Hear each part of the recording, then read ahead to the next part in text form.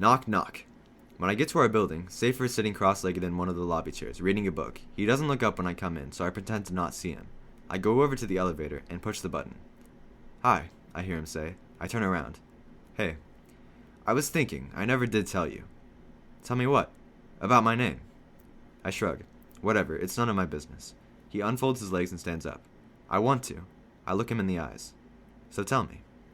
You remember Pigeon Story and Candies and my parents' whole weird name thing. Yeah, I remember. You named yourselves. Not really. It's more like they named us after getting to know us a little. He gets quiet. It's not the same thing. Look, you don't have to tell me the story, I say, punching the elevator button a few more times. No, I do. The elevator comes. I look at Safer. So the first part is that when I was a kid, I worried a lot. About what? About a lot of things. Like what? Bugs, Safer says. Lightning, elevators, strangers, airplanes, green food, buses, germs, blood, losing teeth. Okay, I get the idea. And most of all, he says, talking fast, I was afraid of the dark. So bedtime was like this really big deal for me.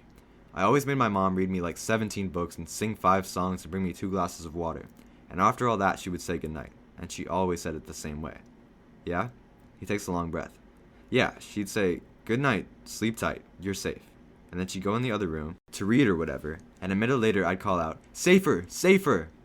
Oh. Yeah, so that's the story. Safer looks exhausted. Now you know the truth. Now I know what truth? That I'm afraid of everything. I don't say anything. And I always have been. Safer? Yeah. Is that the real reason you don't take the elevator? Because you're afraid of it? Yeah, I've been scared of elevators forever. And that's why you don't go out much? Like to DeMarco's even? Yeah, I'm kind of an inside person mostly. I mean, I do go outside when I have to. I just prefer it inside. Don't your parents make you go out? My parents are a little unusual, George. My mom is into table manners, but other than that, they're not very bossy. I push the elevator button again, and the door slides open in front of us. Safer steps back. I should probably go, I say, and I get in and watch the door close. But when the elevator opens on the 3rd floor, Safer's waiting there. I go to our door and slide my key into the lock, smooth as silk. Safer? Yeah. Is there anything you aren't afraid of? Yeah, a few things, he smiles. I'm not afraid of dogs. Or dog slobber, I say, or avian flu. Right, he looks at me. What about you, George? Is there anything you're afraid of? Or, worried about? What do you mean? What I said. Are you afraid of anything? Am I afraid of anything? Yes, I'm afraid of something. There is one thing I am horribly, disgustingly afraid of. Something that I think I can never heal. Something that would not stop hurting no matter how old I get or how big my picture is. I have to go, I tell Safer. Wait, Safer says. I know about your... I shut the door on him and walk straight into the bathroom, where I lie on the floor. I hike up the back of my shirt so that I can feel the cold tiles against my skin, and I stare at the light fixture on the ceiling. There is a way in which I don't exist while I'm lying here. My brain thinks about the cold and the light and nothing else, and not one person on the planet knows exactly where I am. There's a knock at the door. Not the apartment door, the bathroom door. I know you're in there, Safer says. I stay where I am. Don't you know you aren't supposed to barge in through people's front doors? Of course he doesn't. This is Safer I'm talking to. I didn't come through the door, he tells me. I came through the window. Figures. I went through Dan's apartment. Upstairs, I mean. Out into his fire escape and down a flight into your bedroom. That's how I left you that note under your pillow the first night. Dan? I say. Don't you mean Mr. X, the mysterious killer, who wears black and has sharp knives and probably carts dead people around in suitcases and doesn't own a baseball cap with a fish on it or have a dog? I'm his dog walker. I have his keys because I was watering his plants and getting his mail while he was out of town. Good to know, I say to the bathroom ceiling. I'm sorry, Safer says. I thought we were having fun. Because it's fun to be lied to? It was a game, George. It was your idea, kind of. My idea? The Spy Club.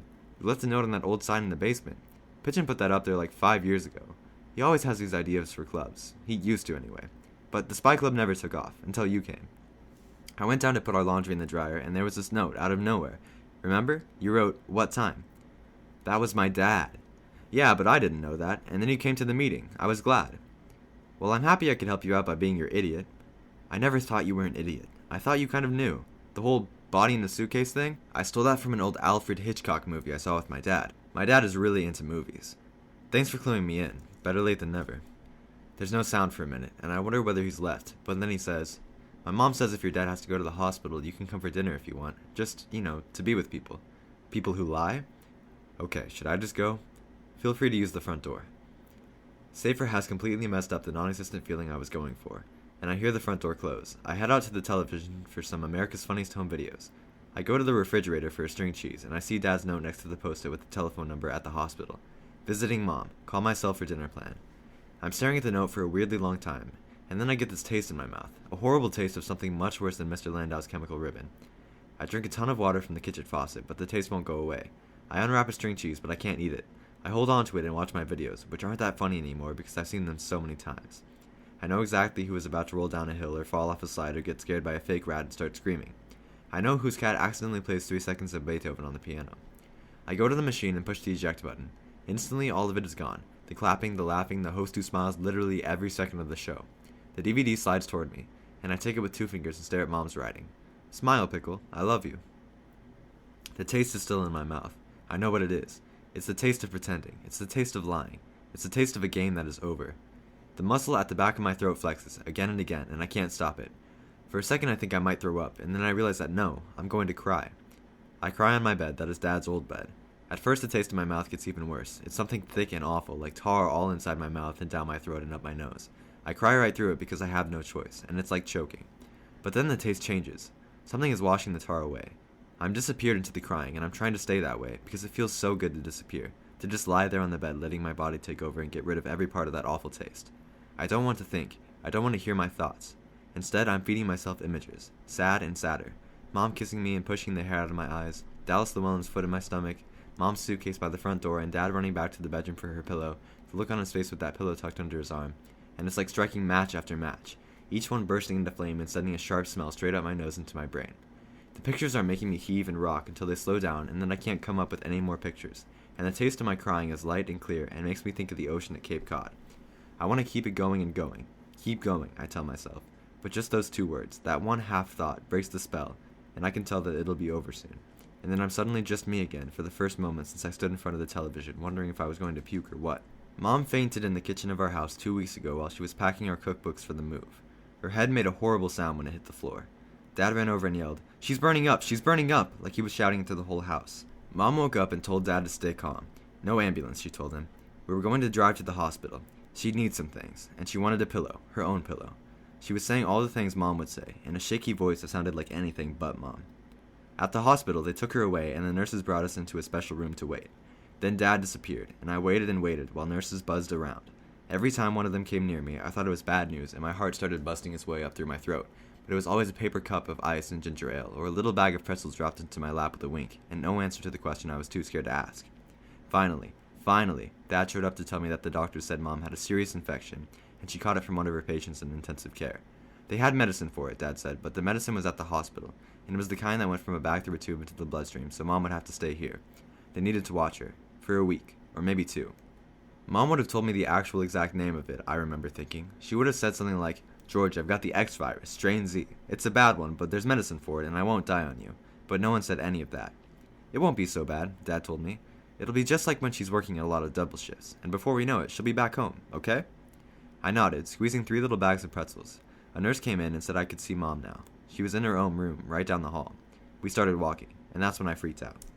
I lie on the bed holding the string cheese and the DVD with Mom's words on it, just breathing. Then I go to the bathroom and wash my face. I look at myself in the mirror, but I don't ask myself to smile. I get the phone and call Dad. I don't need to look at that note in the fridge because I have memorized Mom's number at the hospital from all the times I decided not to call it. Dad answers the phone. "I want to come with you tomorrow," I tell him. "I'm spending the day with you guys, at the hospital." There's a silence. "Really?" he says. "That's wonderful. I'll call school in the morning. We'll go first thing." "Can I talk to her? Can she talk?" "Of course she can talk. She's doing great. But she's sleeping now. Let me see if I can get her up." "No, don't. Don't wake her up." "George, how was school?" "Better," I tell him. It was better. Dad says he'll leave the hospital in an hour, and we'll have dinner together. But I tell him to stay where he is, that I'm fine. He says he'll be home before bedtime. I think about making some eggs, but the next thing I know, my feet are taking me out the door and up the stairs, and my hand is pushing Safer's doorbell. I hear footsteps. "Hello?"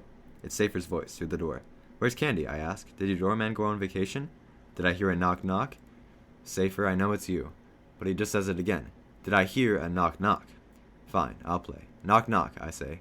"Who's there?" Safer says. "Interrupting cow." And I start sucking in air because I'm going to blow Safer away. When he starts to say interrupting cow who, I'm going to give him the longest, loudest moo in the history of the planet. But Safer doesn't say interrupting cow who. Instead, the door opens, and there he is. "Come in, interrupting cow," he says. "Come on in." How to land a plane. In our house, up on my fire escape, Mom used to tell me bedtime stories when I was little. A lot of the time it was this one.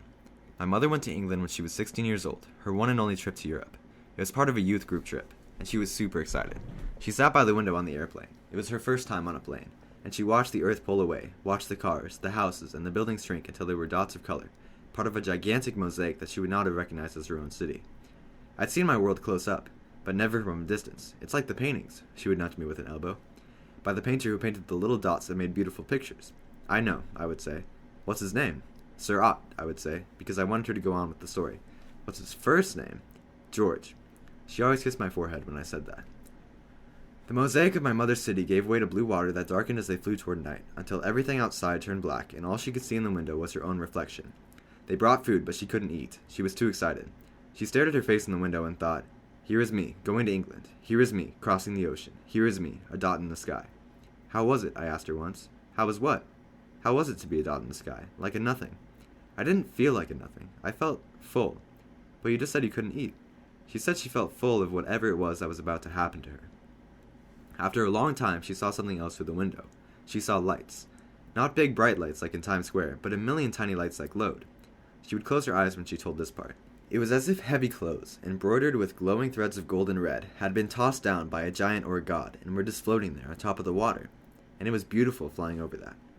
But as the plane flew lower and the pressure built in her ears, she found that she did not want to land. She wanted to stay above all of it, partly because it was beautiful, and partly because she understood that all the time she'd been in the air, her connection to home had been stretching like a rubber band. It had stretched very far, so far that she was afraid that when the plane touched down, the rubber band would break, and a part of her life would be over. Isn't that silly? She'd say. Where did I get that idea? My mother's bedtime stories were not like other people's. And that's how it was for me that night 2 weeks ago, when the nurse finally came to a waiting room and said I could see Mom. Walking down the hospital hallway, matching my steps to Dad's, I suddenly did not want to see her, to actually arrive at the door to her room, because as long as I did not get there, I was still in the part of my life when she was not sick. And that's why I refused to go into her room, where I started crying and ran to the elevators, and why I said I would never go back. I decided to do exactly what Dad said, to pretend that she was just at work, that none of it was happening. But obviously Mom had left on that plane, a long time before it landed in London, the same way I had left the place where Mom was not sick the very second that she fainted in our kitchen. The last part of Mom's plane trip was a long moment when the plane was gliding over the runway in London, just barely off the ground. The sun was up, and the world was normal size again, but the wheels did not yet touch the earth. She suddenly knew everything would be all right, and that, she said, was a beautiful feeling. Little of both. I hate the hospital as soon as we walk into it. First, I hate the round coffee kiosk on the first floor where Dad stops to buy a cappuccino, because it's fake cheerful. And then I hate the elevators that stop on every floor and take forever to get to 9. They ding and buzz, and we have to wait while things are wheeled in and out. I hate that. Here he is, a nurse says when we check in at the desk on Mom's ward, and looking every bit as serious as his mother warned. Her accent is nice. I don't hate it, but I can't smile back at her. Now that I'm here, I just want to see Mom. Dad's hand is on the back of my neck. Hi, Sophia. Anything we need to know? Nothing at all, she says. It's been a good morning. Even better than good. And I've told them all to leave you alone, or else. She raises one fist and shakes it, but she isn't doing it for my benefit. And this is another thing I don't hate. Dad smiles. Great, we'll head back then. Don't think I don't know the coffee's for her, Sophia calls after us. I glance up at Dad's face. She's not supposed to drink caffeine yet, Dad says. But you know what they say, doctors and nurses make the worst patients. I match my stride to Dad's as we walk down the hall. 1, 2, 1, 2. And I tell myself that if we can get all the way to Mom's room without having to stop for a passing lunch tray cart or a sliding door, it'll be a good sign. Right here, Dad says. His hand is still on my neck. We turn. Mom is on the bed, on top of the covers. She's got on jeans and a t-shirt. She looks normal, like her regular self. But when she reaches for me, there's a tube connected to her arm. She follows my eyes. Don't worry about this thing, she says, swatting at the tube. Just more antibiotics. I can't stand not hugging you for one more second, Mom says. Her arms are out again, and Dad pushes the back of my neck just a little bit. I walk to the bed slowly, thinking about where to put my arms. I wonder if there are other tubes, hidden ones that I might accidentally touch or break. But when I get close enough, Mom's hands just take me and pull me in, and she's a lot stronger than I thought she would be. We don't try to catch up. We don't pour our hearts out. Instead, we watch a show on Mom's television. She makes room for me in the bed on the side without any tubes, and Dad pulls a chair up close. We laugh at every joke, and once in a while, Mom kisses me, and once in a while, she reaches for Dad's coffee and takes a sip. No one comes in to remind us that we're in a hospital, and the machines on the walls and the metal bed rails kind of disappear for a while. During commercials, I take things in, and Mom watches me. This is where I keep your notes, she says, and she shows me a notebook with my Scrabble messages. She's written them out, my words and hers, which Dad spelled out for me after I fell asleep. She takes my hand and turns it so that the blue dot on my palm is facing up. What's this? Long story, I tell her. Good story or bad story? I don't know how to answer that. She squeezes my hand. A little bit of both? Yeah, I tell her. A little bit of both. Tell me next time. Sure. When Dad and I get home from the hospital, I call Safer. He answers on the first ring. I tell him to come downstairs and to bring his notebook. We're going to make a list, I say. It's a list of everything Safer is not afraid of. The Scout. It's obviously pretty strange to have your first day of school on a Thursday in June where there are only 3 weeks left in the whole year, but it seems like there's never been anything extremely normal about Safer's family. Candy has decided to join the 4th grade, and she does not plan to wait until September. Everyone makes such a big deal about the last day of school, she tells me, stuffing her lunch into her new backpack. I don't want to miss it. Which makes Safer nod like he totally gets it. He holds his flask out to me. Coffee? Safer, what's really in there? Coffee, he says, looking insulted. He takes a swig from the flask. Safer, his mom says, I wish you'd get bored with that thing already. It's heck to wash. She's taking pictures of Candy in her first day of school outfit, which is jeans and a t-shirt. Candy was going to wear her overalls, but when she asked me if other kids wear overalls to school, I had to tell her not so much. She said she didn't mind being different, but maybe not on her very first day. She's going to wear them tomorrow. Safer's mom clicks away with her camera while Candy zips up her bag and says she's ready. Safer says he's ready too, because it's his job to walk her. We've been working on Safer's list for the past couple of weeks, adding things one by one. First, we walked to the corner and back with Ty and Lucky, Safer gripping a leash in each hand.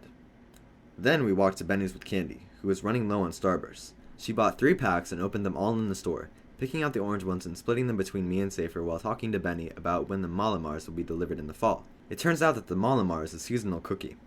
Last weekend, Safer and I made it all the way to DeMarco's with Pigeon. You know, the pizza really is better straight out of the oven, Safer said, finishing the second slice, and Pigeon hugged him. The day before yesterday, Safer and I took our longest walk yet, just the 2 of us, to my old house. I showed him the porch and the big crack in the sidewalk, where I chipped my tooth, and I pointed to my old bedroom window and told him about my fire escape. I wanted him to see it because that house was like a friend to me, but Safer's a better one. When Safer's mom goes into her office to put her camera away, Candy quickly pops a giant sweet tart into her mouth. Dad took me and Safer on the D train yesterday to buy them for her at the newsstand on the 59th Street platform. It was her first day of school present, from us. It's about time, Safer said in the subway. I'm pretty sure Candy's wanted to go to school forever. She used to stand at the window and count the yellow buses. I didn't say what I was thinking, that maybe she'd stayed at home for his sake, but now she doesn't need to anymore. I tell Candy and Safer I'll meet them in the lobby, and then I run down to our apartment for my backpack and almost slam into Mom, who's getting her sneakers on by the door. Oops, she says. Are you leaving? It's later than I thought. I'm supposed to meet Dad at some kind of vintage appliance warehouse. I'm guessing that pretty soon we'll have a weird old stove like Safer's. Drive safely, I tell her. Oh, I'm walking, she says, pointing at her sneakers. Gotta stay in shape. Tomorrow I'll be on my feet all day. Mom's been busy too, getting back to normal. She goes back to work tomorrow. No doubles for a while, though. She promised. When I get downstairs, Safer and Candy are waiting in the lobby chairs, and the 3 of us head out. I've told Bob to wait for us by the front doors at school, and he's right there when we turn the corner, flipping his blue Sharpie into the air and catching it. Ready? He asks. Hold out your hand, I tell Candy. Bob draws Candy's blue dot, making a perfect circle and then coloring it in. When he's done, she looks at it up close. So what does this mean again? Bob tells her. It means you're not alone, no matter what. She nods. She looks smaller out here in front of the school than she does at home. Kids are starting to swarm all around us, heading into the building. Candy tightens her ponytail. I'll walk you to your class, I say. She has Miss Diamatis, I tell Bob. That's who I had, he says to Candy. I hope you know your times tables. Miss Diamatis is really into multiplication. Of course she knows her times tables, Safer says. I bet she knows them better than anyone in the whole school. Candy gives Safer a big, grateful smile, and I notice that her teeth are a little purple around the edges. Safer turns to me, mock offended. Does he think I would send my scout in unprepared? Don't start, I tell him. Safer is considering school himself. He says that Candy is a scout, that if she reports that school is okay and confirms where all the exits are, he might start 8th grade with me and Bob in September. Or maybe 9th grade, he says, next September. He's kidding about the exits. I think. Last period. Gym. The whiteboard is blank. Ms. Warner says we can pick what game to play. The blue team carries the vote with Capture the Flag. Our jailbreaks are getting better and better. After the bell, Ms. Warner waves me over. I met your friend today, she says, because I've already told Ms. Warner to look out for Candy. Great kid. Don't try to give her any nicknames, I say. She grins. You got it, G. No nicknames. I take a deep breath. Tell me the truth. Do you really hate your job? She looks at me. This is pretty much my dream job, G. I knew it. She holds up one hand. High five? It isn't Friday, but rules are made to be broken. And that concludes the reading of Liar and Spy by Rebecca Steed. Or is it Stead? I don't know. Anyway, happy birthday, Julia. I hope you enjoyed this audiobook, and just have a wonderful year. I love you. And good night.